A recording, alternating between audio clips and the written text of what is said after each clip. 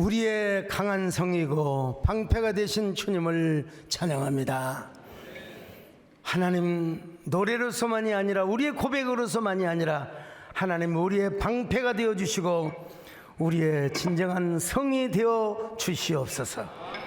말씀을 전하는 부정한 종에게 성령의 능력으로 붙들어 주시고 말씀이 창이요 검이요 방패요 또 우리의 방망이와 같은 불과 같은 말씀으로 전해지게 하여 주시옵소서. 미천만 발걸음들을 재촉하시기를 바라오며 예수님의 이름으로 기도드립나이다. 아멘. 오늘 설교 제목이 좀 특이합니다. 귀동냥, 눈동냥. 세간에 이런 말이 있었어요. 서당께 3년이면 뭐를 울분다고요? 수준이 높으시다. 그러면 기도원 개는 뭘 한다고요? 우리 교회는 이 정도라고 해요. 기도원 개 3년을 키우면 멍멍 하고 방언을 한대요. 중국집 개는 3년이 되면 뭘 한다고요? 그렇죠. 짜장면을 끓여요. 짜장면을 끓여요. 자, 그러면 분식집 개는 뭘 해요? 라면을 끓여요. 여러분, 개도 그렇다면 인간은 어떻게 하겠습니까? 옛날 여러분 글을 몰랐던 까막눈의 할머니들 할아버지들이 다 있었지만 그래도 살았어요. 어떻게? 눈대로, 눈치로, 또 귀동냥으로 살았어요. 그런데 여러분, 우리 인류의 역사에 있어서 인간의 역사를 확 바꾸어버린 한 사건이 있었어요. 여러 가지 사건이지만 여러분들은 뭐라고 생각하십니까? 우리 인류의 역사를 완전히 확 바꿔버린 역사, 사건이 뭐라고 생각하세요? 우리 여러분들은 이렇게 얘기를 하지요. 생성형 AI, 챗 GPT. 어떤 분이 제 설교를 듣고 소강성 목사에 대해서 알아봐줘, 챗 GPT에게 물어봤던 것 같아요. 그러니까 이렇게 저한테 그대로 토스를 해줬어요. 소강성 목사님의 목회 활동은 주로 긍정적으로 평가되고 있습니다. 그의 설교는 명확하고 감동적이라는 평가를 받으며 신앙적 열정과 헌신을 강조하는 목회 철학으로 많은 성도들에게 영적 영감을 주고 있습니다. 야, 어떻게 이렇게 AI가 이런 걸 알고 있는지 나도 모르겠어요. 또한 성도들과 친밀한 관계를 유지하려는 노력도 돋보입니다. 최근 자료에서 그의 목회 활동과 연관해 어떤 특정한 죄나 부정적인 사건은 발견되지 않았으며 주로 설교와 목회 활동에 대한 이야기가 다뤄져 있는 것으로 보입니다. 이제 여러분 다 치면 알겠지만 혹시 더 궁금한 점이 있다면 더 말씀해 주세요.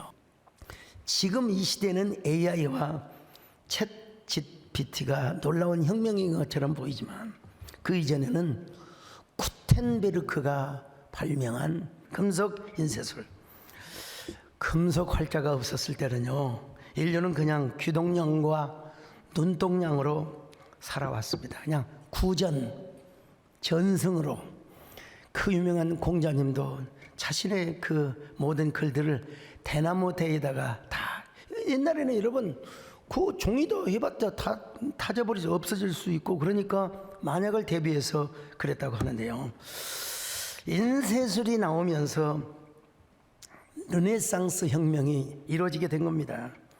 이 혜택을 누가 가장 많이 받느냐? 물론 여러 문화예술가들이 많이 받겠지만은 그 중에 한 사람이 종교개혁자 마르틴 루터입니다. 그는 독일 비텐베르크 교회 정문에 로마 교황청의 타락에 대한 면죄부 반박문 95개 조항을 다 적어 놓았습니다. 여러분, 백문이 불여일견이라고 저곳에 가서 봐서 여러분 저 때만 해도 참 젊다 좋다 여러분 그때만 해도 여러분요 그 신자들이 귀동냥 눈동냥으로 신앙생활을 했습니다. 이 사제들이 미사 때 나와가지고 말이요, 뭐 우남 쌍탐 오타 브리카스 쭉 하면서 라틴어로 얘기를 하면은 맨날 하는 얘기 그런 얘기고 그냥 그런가 보다 하고 귀동냥 눈동냥으로 신앙생활을 했어요. 까막눈으로. 그런데 여러분, 마르틴 루터가 이건 아니다. 이건 아니다.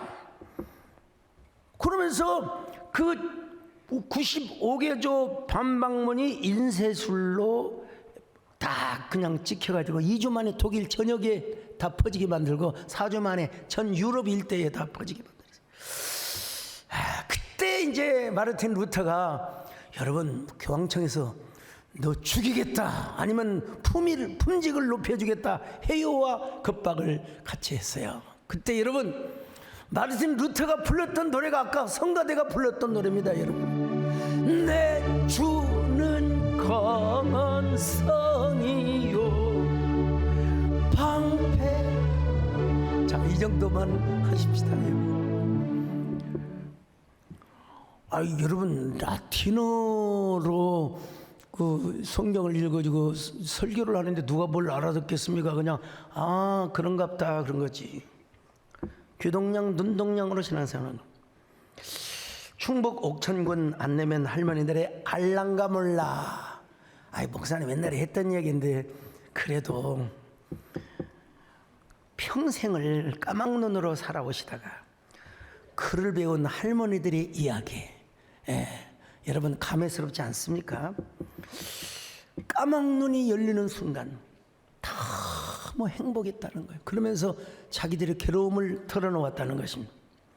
은행을 가도 글을 모르니까 아이고 나 안경 안 쓰고 왔는데 하고 집에 다시 왔다는 거예요. 버스를 탔는데도 아니 버스가 어디로 가는 글씨를 알아야 될 텐데 그걸 몰라가지고. 중요한 것은 글을 몰라서 아들이 가정통신문을 가지고 오잖아요. 그게 뭔지를 몰라가지고 얼마나 참 가슴 아픈 일입니까? 근데 참 저는 더 가슴 아픈 일이 있어요. 뭐냐면 우리 어머니는 글을 아셔가지고 가정통신문을 다 읽으셨다. 저의 불행은 그때부터 시작됩니다. 아무튼 나는 대부분 제 기억에 거의 수야 수. 근데 꼭 산수가 우가 됐다가 미가 됐다가 이게 거의 우가 많은데 근데 올라갈수록 대충이 안 돼요. 중학교가 고등학교 하면서 이게 수학이 참 어려워지는 거야. 그래서 이 대충 해가지고는 안 되겠구나 이런 생각을 해봤어요. 자, 글을 배우고 난 할머니들한테 글을 써보라고 하니까 뭐라고 쓴 줄 아십니까? 야, 여러분 보세요. 그대로 옮깁니다. 난 글 쓸 줄 몰라. 어떻게 글을 쓰라는 겨? 이 충청도니까 그렇게 말하죠. 어떻게 글을 쓰라는 겨? 근데 더 화제가 된 이야기가 있습니다. 80이 넘어서 글을 배운 칠곡 할매들의 시.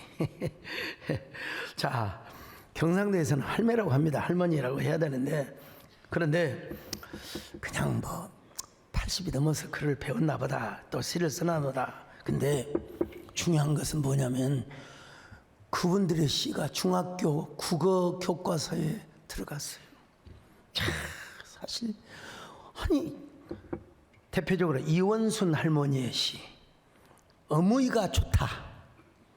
80이 넘어도 어무이가 좋다. 맞춤법상 맞습니까? 사실 나이가 들어도 어무이가 보고 싶다. 어무익하고 부르마 아이고 오이야 이래 반갑다. 자, 여러분 경상도 분들은 뭔 말인지 아실 거예요. 강금연 할머니가 처음 손잡던 날이라는 시를 썼는데요. 얼마 전에 이분은 작곡하셨다고 하더라고요. 처음 손잡던 그날 심장이 쿵덕거린다. 도둑질 했는 것보다 더 쿵덕거린다. 벌벌 떨리고 부끄러워서 고개를 들도 못하고 경상도 분들은 이상하게요 싸게를 못 하더라고요. 사게 해주세요. 쌀을 살. 60년이 지나도 그때 생각이 난다. 야, 참 여러분 정말로 정직하게 또 순수하게 시를 쓰는 사람이 볼 때는 사실 문학성이 대단한 건 아닙니다. 은유와 낯설기 하기 또 뭐라 그럴까요? 이미지 뭐 형상화하는 데는 거의 뭐 그러나 그럼에도 불구하고 문학적 귀족주의로만 봐서는 절대로 아니죠. 할머니의 80이 넘은 할머니의 곱고 여리고 아름다운 마음을 청춘 젊음의 그 시절 그 언어로 썼다는 점에서 아마 교과서 편찬위원회에서 이걸 넣은 것 같아요. 사실은 제시가 들어가야 되는데요.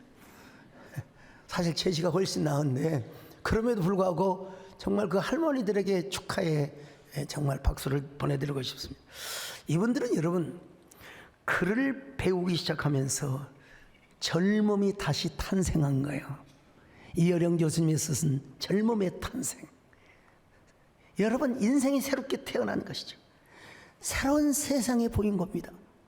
그분들의 눈에 드디어 신문이 보이고 편지가 보이고 TV로 나오는 자막이 보이게 되는 거예요.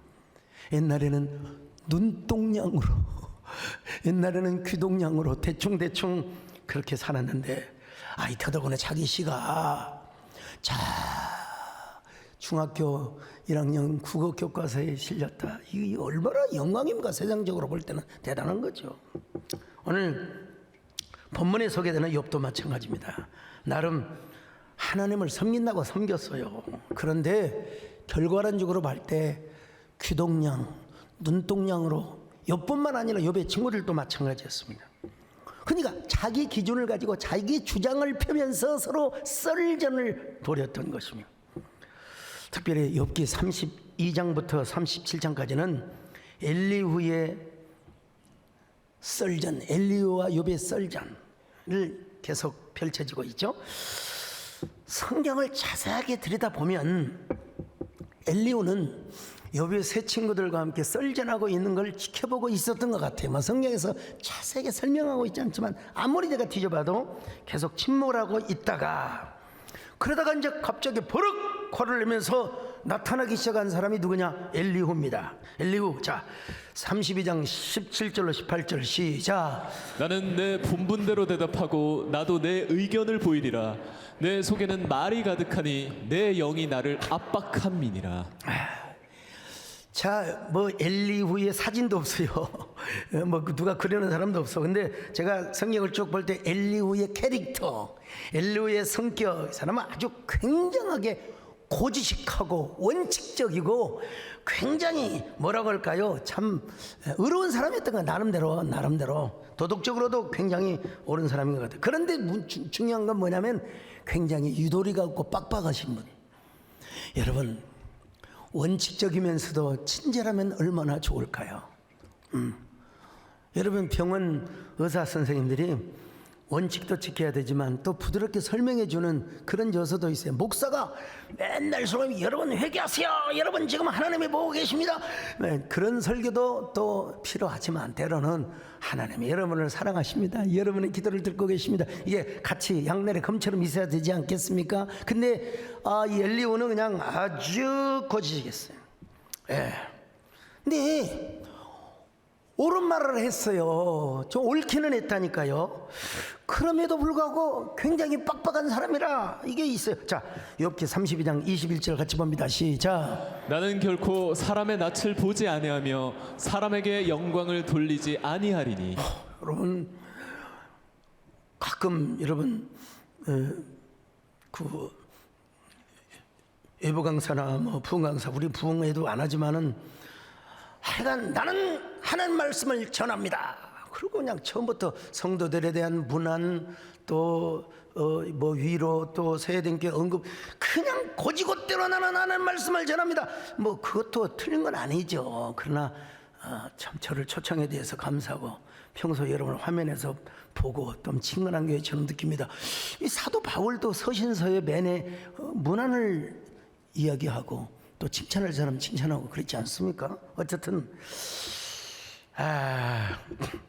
자기는 오직 하나님만 바라보겠다. 여러분 틀린 말은 아니에요. 예. 그런데 여러분 욥기 33장에 와서도 왜 갑자기 말을 이렇게 바꿉니까? 왜 당신은 의롭다고 합니까? 왜 하나님 앞에서 전혀 잘못이 없다고 말합니까? 하나님이 얼마나 위대한데요. 이 말이 한쪽 말에서는 옳아요, 한쪽 면에서는 옳아요. 자, 33장 12절 봅니다. 시작. 내가 그대에게 대답하리라. 이 말에 그대가 의롭지 못하니 하나님은 사람보다 크심이니라.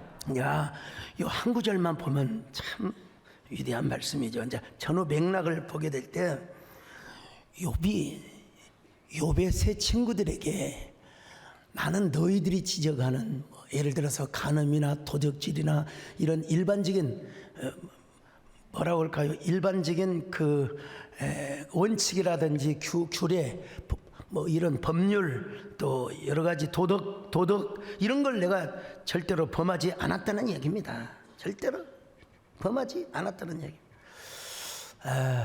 상대적으로 자기는 의로운 사람이라는 거죠. 하나님보다 의롭단 말은 절대로 안 했어요. 근데 나는 너희들이 말하는 그런 정도의 죄는 내가 짓지 않았다.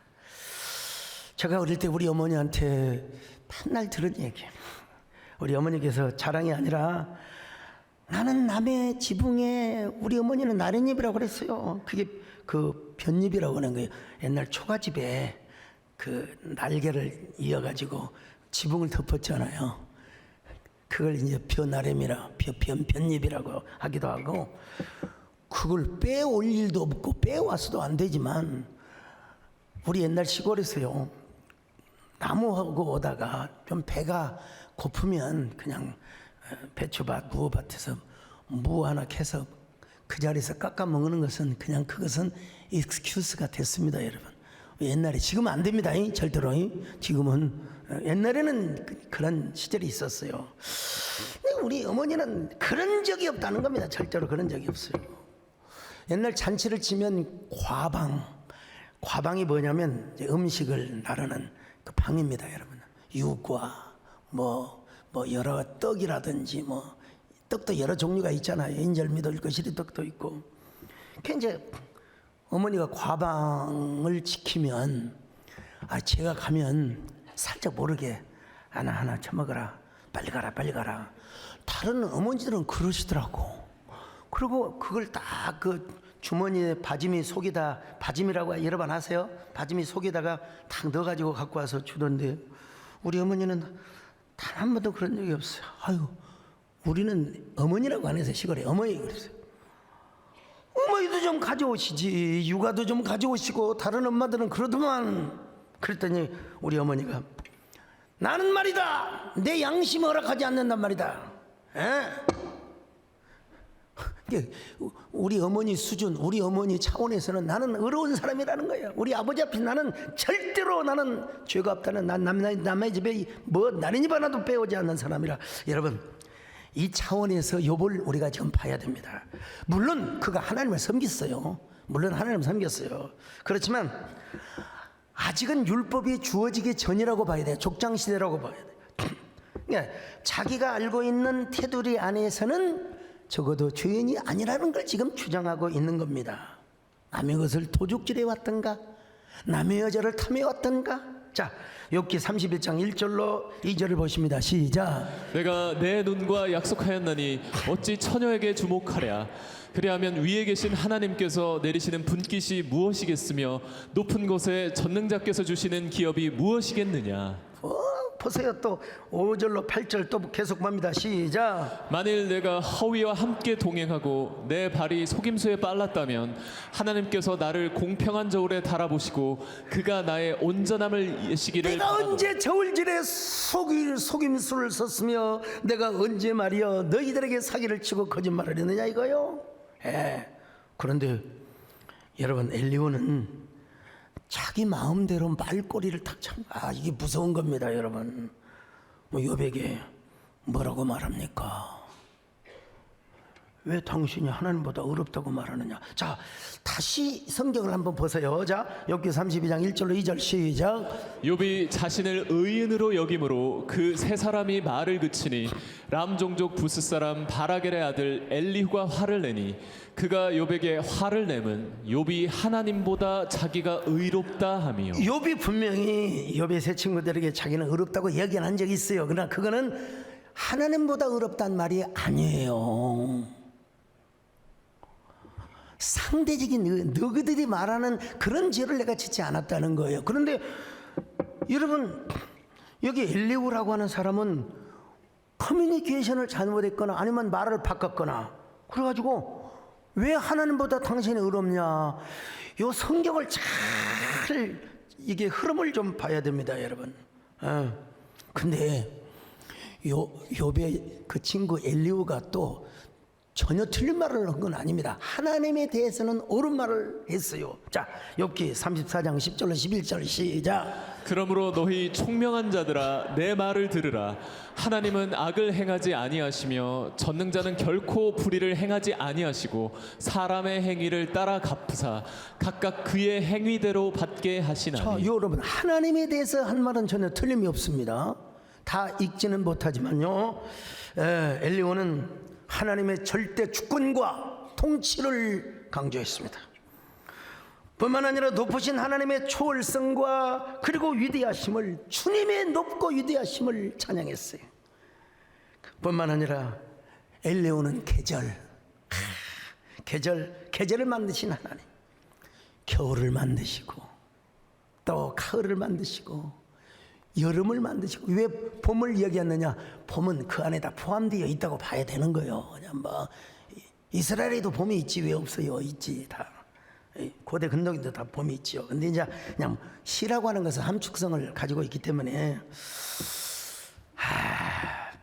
그렇게 하나님에 대해서 옳은 말을 하면서도 욥을 향해서는 뭐 아무것도 모르면서 말이요. 아무것도 모르면서 욥이가 뭐 아는 척 한다고 이렇게 정죄를 하고 있어요. 여러분 생각해 보세요. 하나님을 찬양하고 하나님 위대하심을 찬양하면서 동시에 도둑질 안 한 사람한테, 간음한 사람한테 너 간음했지, 너 도둑질이지, 그러면 안 되죠. 그거는 안 되는 거죠. 자, 욥기 35장 16절 같이 봅니다. 시작. 욥이 헛되이 입을 열어 지식 없는 말을 많이 하는구나. 여러분, 헛되이 입을 열어 지식 없는 말을 많이 하는구나. 그냥 오늘 그때나 지금이나 다 똑같은 것 같아요. 그때나 지금이나 있어요. 오늘 이 시대에도요, 서로 의견이 다를 수 있습니다. 생각이 다를 수 있어요.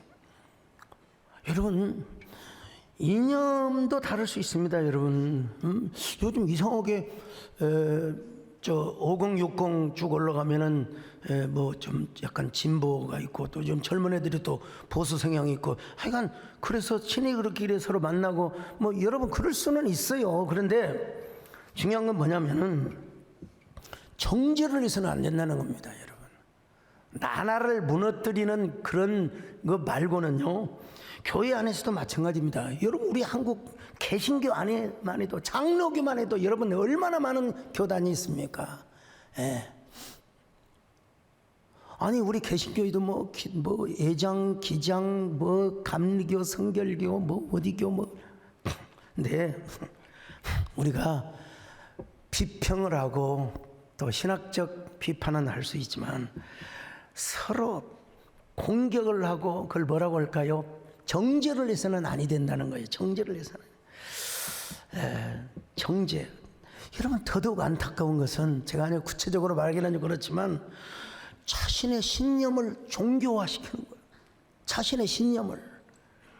그리고 자신의 신앙을 막 정치화시키는 거예요. 와, 그래가지고 나는 그래서 내일 교육자 수련회에 백투더 처치, 그래도 교회로 돌아가야 된다. 왜 그렇게? 여러분, 교회가 살아나야 되는 겁니다, 여러분. 자, 다시 본론으로 와서 여러분, 엘리후도 마찬가지입니다. 엘리후도 자신의 신앙을, 신념이라고 해야 돼. 자신의 신념을 절대 신앙으로 바꿔버렸어요. 절대 신앙. 하나님을 향하여 옳은 말을 했지만 욥에게는 뭘 줬다고요? 위로가 전혀 안 되고 상처를 줬다는 거예요. 예. 더더구나 엘리후는 말을 잘했어요. 청산유수. 예. 그래서 욥이 어떻게 대답할 줄 몰라 코너에 몰렸습니다. 예. 이때 이제 욥이 뭐 해야 돼요? 너무나 말을 잘하니까 끼어들 틈이 없는 거예요. 그래서 인내하고 들을 수밖에 없었어요. 그래서 성경에 보니까 욥의 인내라는 말이 나왔어요. 여러분 고통 속에서 참는 인내도 그렇지만 그 엘리후의 말을 끝까지 들을 때 얼마나 버럭하고 화가 났겠습니까? 자, 야고보서 5장 11절 시작. 보라, 인내하는 자를 우리가 복되다 하나니 너희가 욥의 인내를 들었고 주께서 주신 결말을 보았거니와 주는 가장 자비하시고 긍휼히 여기시는 이시니라. 성경을 자세히 보면 우리는 보통 욥이 참아야 된다, 욥이 인내, 우리도 인내해야 된다, 이 말씀도 틀리진 않아요. 맞아요. 근데 이보다 더 큰 교훈이 있는데 바로 욥의 결말. 우리 주님은 정말 자비하시고 긍휼이 풍성하시고, 그래서 욥이가 인내할 수 있었던 그 힘의 중심과 원천에도 하나님의 자비와 긍휼이었다는 사실, 욥이가 갑절의 축복을 받았던데도 바로 이런 하나님의 긍휼과 자비가 넘쳤다는 사실. 자, 여러분도 이렇게 그 부부간에 또 가족에서 또 아니면 친구간에 막 빡빡 우겨대는 사람이 있어요. 그러면은 같이 우기지 말고 한 번쯤은 들어보세요. 저 말이 맞나 틀리나, 나에게 도움이 되나, 나에게 위로와 격려가 되나 한번 들어보시고 참고가 되면 참고, 그리고 나에 대한 애정이 전혀 없어, 전혀 그냥 나를 비판하고 나를 죽이려고 해. 그러면 그때는 그냥 라디오를 끄시든지 하여간 듣지를 마시고 여러분의 귀를 하나님을 향하여 대시기를 바랍니다. 그러면 하나님께서 새로운 소리가 들리게 하시고 새로운 음성이 들리게 하시고 여러분의 까막눈의 세계가 열린 것처럼 여러분에게 새로운 영적인 차원의 고차원의 고도의 세계가 열리게 될 걸 여러분 경험하게 될 것입니다. 온 마음을 다하여 주님을 사랑하기를 원합니다. 온 마음 다해 사랑합니다. 온 마음 다해 주 알기 원하니, 내 모든 삶이 다 주님의 것이라는 거요. 주님만 섬기겠다는 것입니다. 온 마음을 다하여 하면, 이거 뭐 오늘 절대로 자랑이라고 듣지 마시고 그냥 옛날에 있었던 하나의 에피소드라고 생각하세요. 우리 어린 시절에는, 요즘도 애 키운 지가 좀 오래돼가지고 우리 옛날 시골에서는 막 특별히 그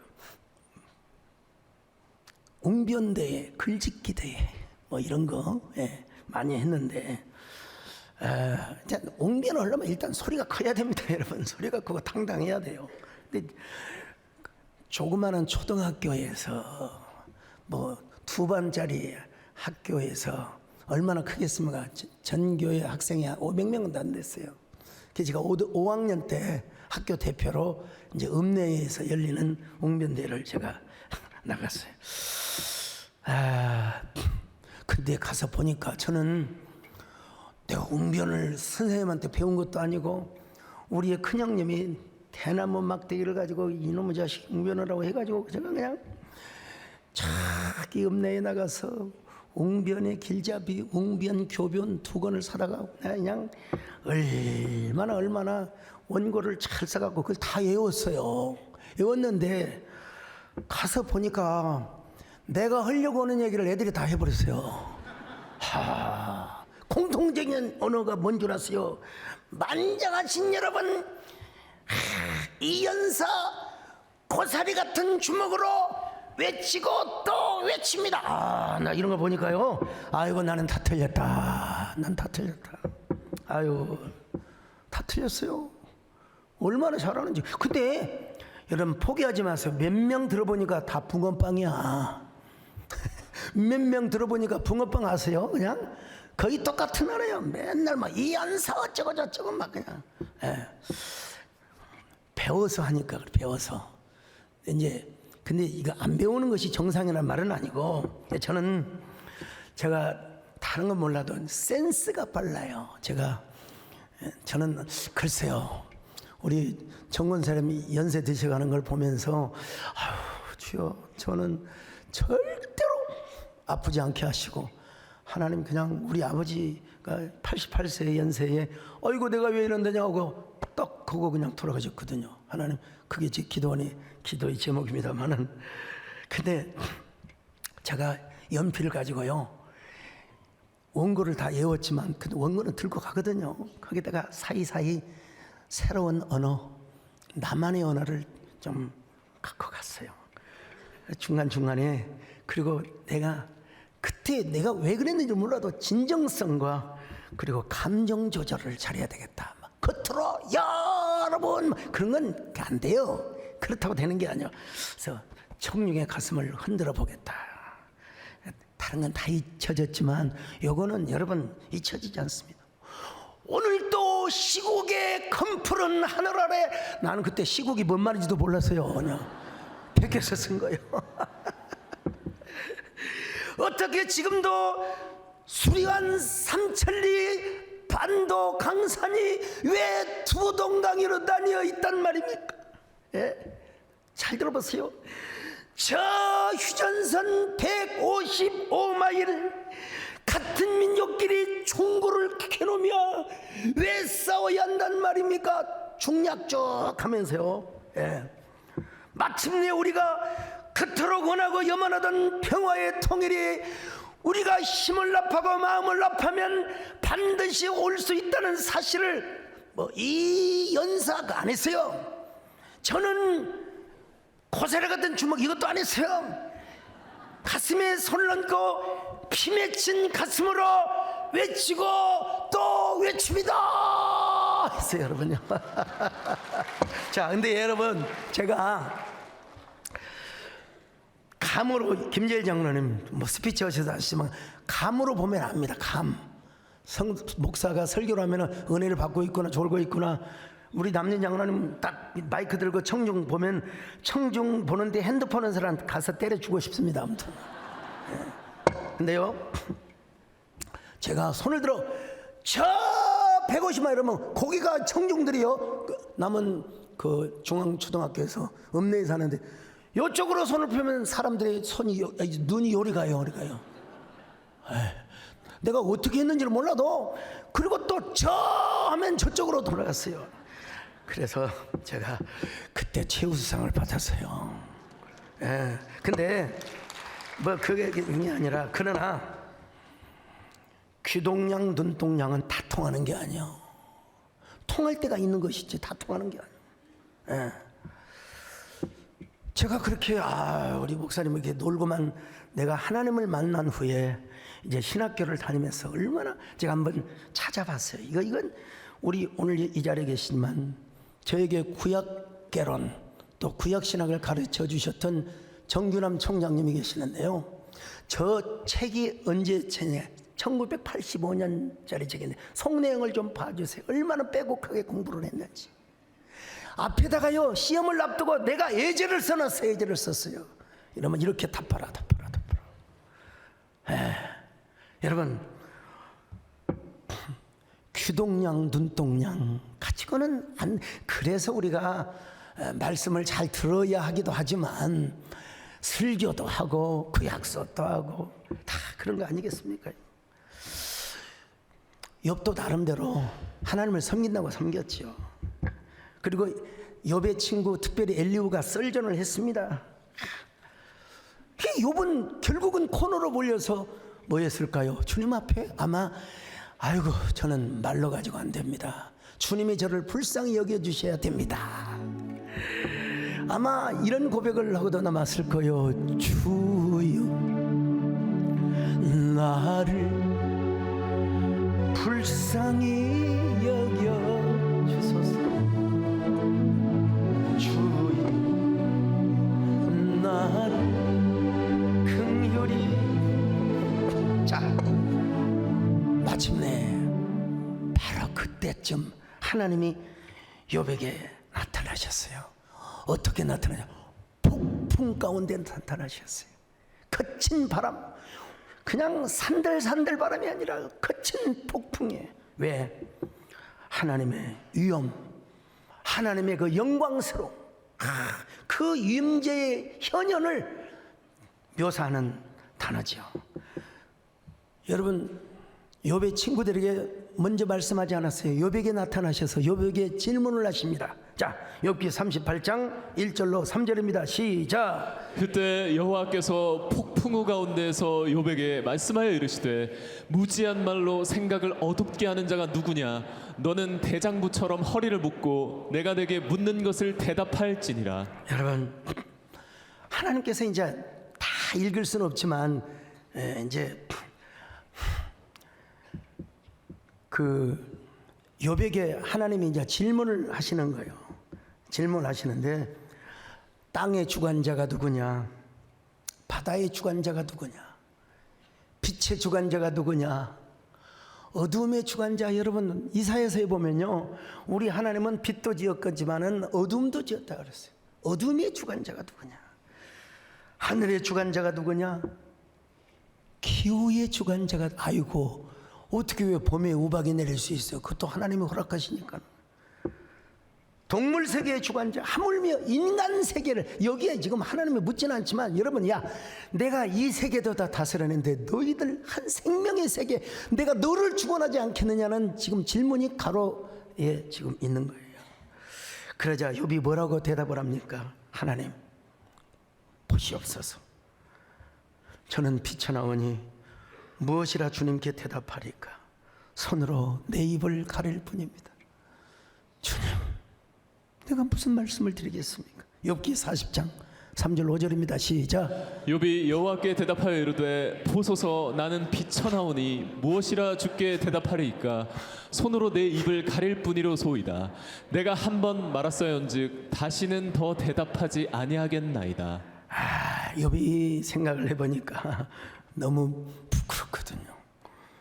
자기도 모르게 막 욥이가 그런 마음을 품었어요. 욥기 19장 그 다음에 24장 쭉 보면은 은근하게 하나님의 공의에 대한 회의를 은근하게 품었어요.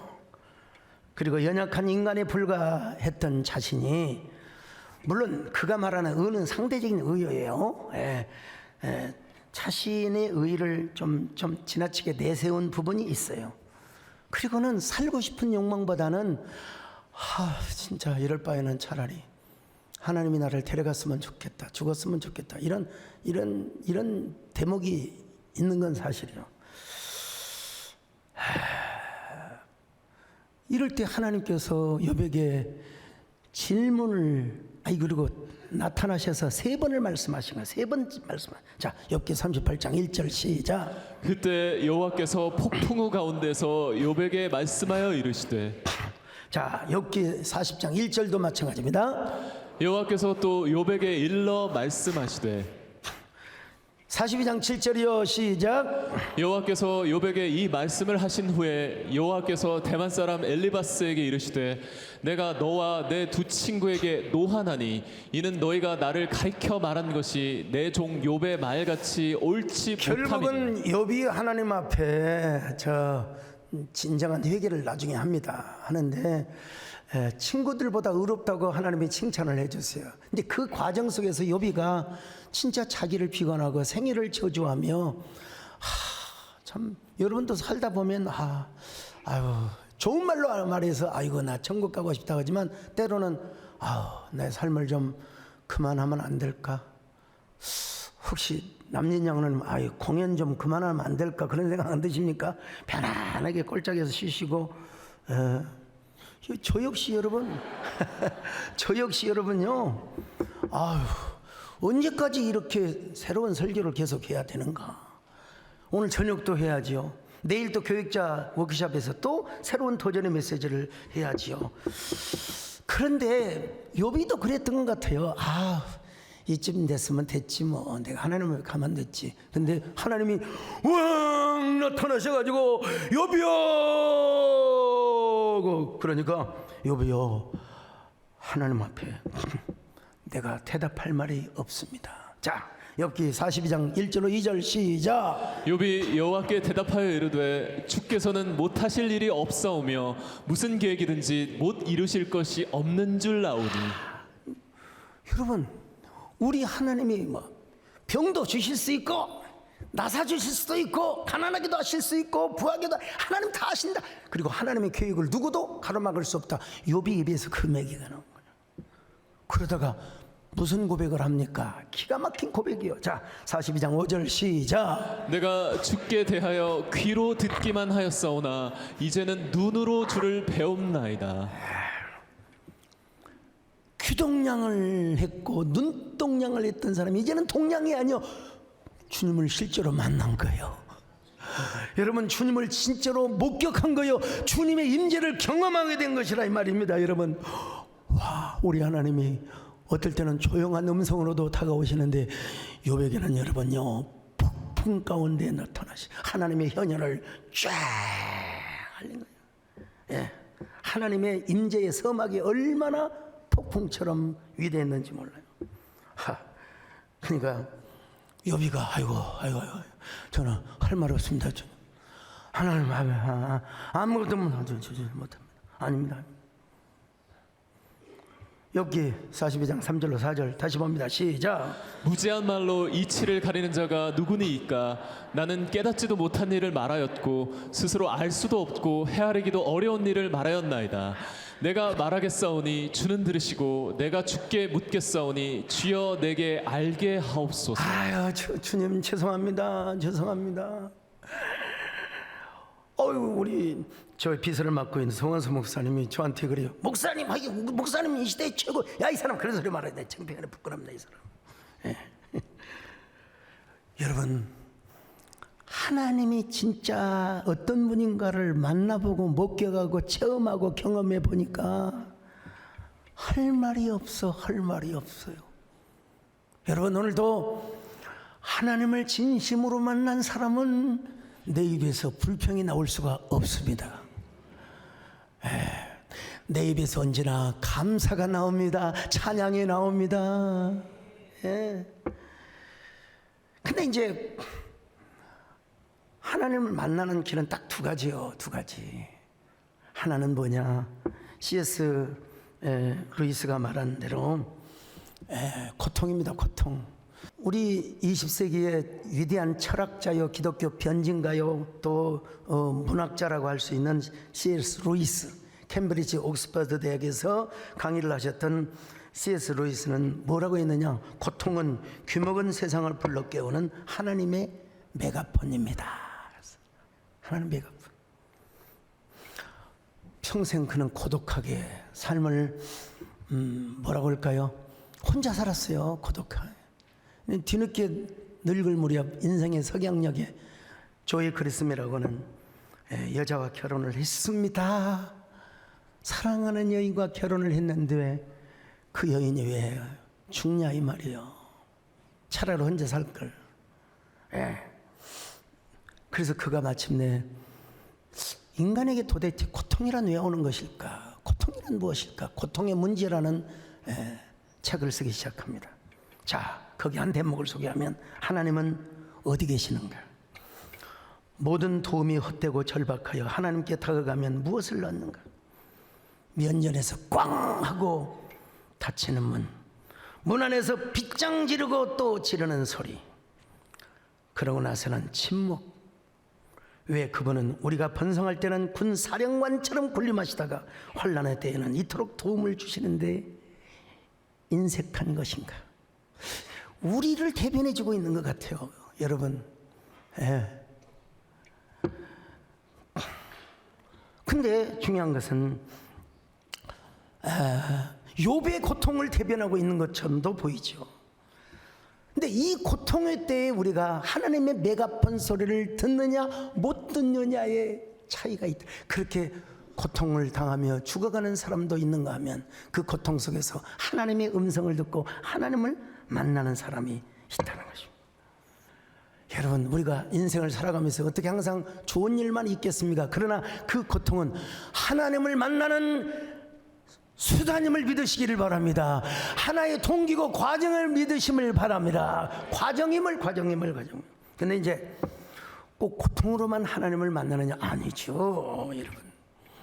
우리가 하나님의 임재와 일상 속에서 하나님의 영광을 경험하면 되는 겁니다, 여러분. 영적으로 주님을 만나 내 마음이 뜨거워지어 뉴 하트, 심장이 새로워지게 되고요. 여러분 얼굴이 달라져요. 뉴 페이스. 은혜를 받으면 여러분 얼굴 색깔이 달라지게 되어 있어요, 여러분. 기분이 달라지겠어요. 성령의 임재, 하나님의 영광, 오늘 이 은혜가 여러분에게 있기를 축원합니다. 여러분 말씀을 통하여 그런 빛을 경험하시기를 바랍니다. 예배를 통하여 그런 임재를 경험하시기를 바랍니다. 자, 욥이가요 하나님을 만나고 나서 마침내 드디어 진정한 회개를 하게 되는 거예요. 자, 욥기 42장 6절입니다. 시작. 그러므로 내가 스스로 거두어드리고 티끌과 재 가운데에서 회개하나이다. 자, 받아요. 욥이가 하나님을 만나고 나니까 회개하지 말라고 해도 저절로 나온 거예요. 저절로 나온 거예요. 여러분, 제가 여러분에게 일일이 회개하라고 안 해도 은혜를 받으면 여러분 하나님의 빛이 여러분의 성령으로 여러분의 안에 내적 조명이 되어가지고 내 죄가 낱낱이 공개가 되고 하나님 앞에서 까발려지게 되고 하나님께 고백하게 되어지는 것입니다. 네, 이런 사람 언제나 감사의 생명나무, 기쁨의 생명나무. 나의 구, 나의 생명, 당신 나의 생명, 나의 사랑, 나의 소망이시, 당신 나의 생명. 자, 여러분 경상북도 구미시에 그 보리암이라고 하는 절이 있었어요. 뭐 종교 차별을 하는 건 아니고 실제로 있었던 팩트니까. 근데 그 집사님 한 번에 산을 가면서 그 절을 짓고 있는데 그 스님한테 자꾸 예수 믿으라고. 여러분, 스님에게는 그렇게 함부로 전도를 하면 안 됩니다. 문안도 하고 얘기하다가 해야지. 스님 예수 믿으세요 그러면은 이건 여러분 좀 결례가 되는 겁니다. 그런데 이분은 역사는 그래서 목사에 의해서 이루어진 게 아니라 평신도에 의해서 이루어지는 거예요. 예. 베드로와 요한은 사마리아 땅에 감히 칼, 우리로 말하면 뭐 북한이라고 할까요 어디라고 할까요, 아무튼 칼 엄두조차도 못 냈는데 빌립이라고 하는 집사가 가서 예수 믿으세요 그러니까 성령이 임해버린 거예요, 여러분요. 예. 자, 그래서 스님이 화를 내면서 어떻게 감히 스님한테 전도를 할 수 있냐고. 이번 옥이 근성이 생겼어요. 갈 때마다 스님 예수 믿으세요. 옛날에 그 기도원 옆에서 나온 막 성경 있잖아요. 그니 어떻게 희한하게 스님이 저를 다 짓고 놨는데 이제 암에 걸린 거예요. 병원에 가니까 이제 손 쓸 수가 없는 단계라고. 열심히 여러분 연보를 했다고 합니다. 열심히 불공을 드리고. 근데 이제 힘이 빠져가지고 그래서 이제 내가 이대로 죽어야 하나. 색적 시공, 곡적 뭐 시공 그 있잖아요. 아, 참. 그런데 갑자기 그 집사님이 갖다 준 전도지와 성경을 보고 싶은 마음이 들어서 찾아서 보니까 예수를 믿으면 시몬을 받는 게 아니라 구원을 받고 그리고 마태복음에서 보니까 전부 다 병 고침 받은 얘기야. 전부 다 병 나은 얘기야. 그래서 이래저래 과정을 다 얘기할 수록 저는 이래저래 해서 그분이 예수님을 믿고 신유의 축복을 받고 암에서 고침을 받았다는 겁니다. 그래서 그 절을 하나님께 드렸는데 그 절이 뭐가 되냐면 기도원이 됐어요. 기도원. 그래서 보리암 기도원이라고 해야 되는데 보리암은 좀 암이 그러니까 앞에다 갈자를 넣어가지고 갈보리 기도원이라. 예. 지금도 쳐보면 갈보리 국제기도원이라는 스토리가 나오는데, 자, 참 여러분 하나님을 만난다는 것이 이렇게 소중하구나. 예? 하나님은 누구에게나 필요하구나. 욥에게도 필요하고 욥의 친구들이 우리에게도 필요하고. 여러분, 물론 그 이후에 기도원의 운영 문제를 가지고 조금 나쁜 스토리도 있긴 합니다만, 어떻든 그 스님이 예수 믿어서 기도원 절에다 바친다는 얘기는 이런 팩트인 건 사실입니다. 하나님 만나는 게 얼마나 중요한가. 여러분, 제가 좀 생략을 했습니다만, 우리가 TV에서 쫙 사자를 보고 하이에나를 보고 얼룩말을 보지만, 여러분 실제로 쫙 케냐 국립공원이나 얼룩말 저거 보세요. 직접 찍은 거죠. 봐요. 세상에 저런 그 옹고로그 같은 데서 넥타이를 차고 온 놈은 전에도 없었고 후에도 없었어요. 얼마나 바쁘면 양복 입은 대로 갔다가 그냥. 여러분, 우리가 꼭 고통을 당해서만 하나님을 만난 게 아니라 스스로 하나님을 사모하고 하나님께 은혜를 구하고, 하나님이 없으면 살 수가 없습니다. 이런 사람에게 하나님이 와주십니다. 찾아오십니다. 겨울이 가면 봄이 오듯이 여러분, 하나님은 우리에게 어떻게 오시느냐? 은혜를 가지고 오세요. 어떤 은혜냐? 좀 유식한 얘기 좀 합시다. 트리클 다운 이펙트라고. 예, 이거 무슨 말이냐? 물동에 물이 막 차고 넘쳐 흐르잖아요. 낙수 효과. 물동에서 물이 넘치니까 바닥까지 촉촉해지는 걸 바로 트리플 다운이라는 거예요. 여러분, 우리 하나님 우리에게 트리플 다운의 은혜를 주시기 위하여 하나님 우리를 만나러 오십니다. 그 하나님을 만나면 됩니다. 여러분, 얼마나 죽여주는 은혜입니까? 철철 넘치는 은혜. 다 참 죽여주는 은혜죠. 여러분, 하나님의 찾아오심을, 하나님의 인재를 갈망하는 저와 여러분 되시기를 주님의 이름으로 축원합니다. 나는 주님 없이는 살 수가 없습니다. 주님이 도와주셔야 합니다. 주님 없이도 잘 사는, 오히려 나를 망하게. 시간이 가서 이쯤 하고 기도하겠습니다. 하나님, 진짜 주님 없이는 우리가 살 수 없는 저희들 되게 하여 주옵시고, 오히려 주님 없이도 잘 되는 것은 나로 하여금 망하게 한다는 사실을 깨닫게 하여 주시옵소서. 언제나 주님으로 만족하게 하여 주시기를 바랍니다. 예수님의 이름으로 기도드리옵나이다.